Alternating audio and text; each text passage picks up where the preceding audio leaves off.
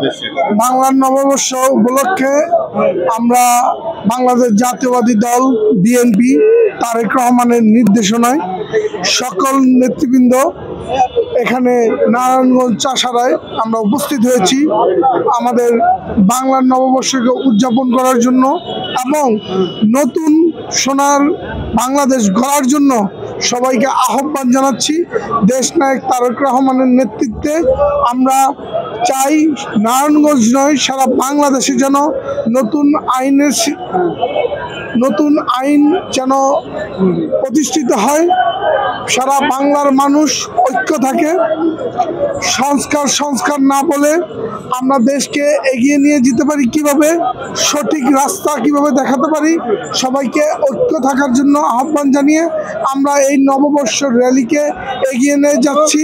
তবে আমাদের একটি বার্তা সকল জনগণের কাছে থাকবে, তা হচ্ছে গিয়ে দেশকে আপনারা সঠিকভাবে এগিয়ে নিয়ে যাওয়ার জন্য সঠিক সিদ্ধান্ত নিয়ে সংস্কার না বলে আপনারা 31 দফাকে বাস্তবায়ন করার জন্য সর্বোচ্চ কর্মসূচি দিয়ে আপনারা এগিয়ে যান।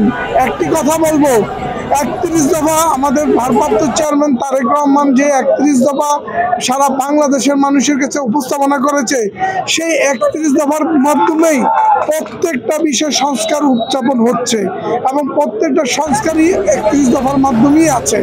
আমরা বলবো বর্তমান যারা নাকি উপদেষ্টা মণ্ডলী আছেন এবং যারা নাকি নতুন দলকে নিয়ে এগিয়ে আসছেন তাদেরকে বলবো সংস্কার খেলা না বলে আপনারা 31 দফার দিকে ফলো করুন, তাহলেই বুঝতে পারবেন বাংলার মাটিতে নতুন সংস্কার হয়ে যাচ্ছে ইনশাআল্লাহ।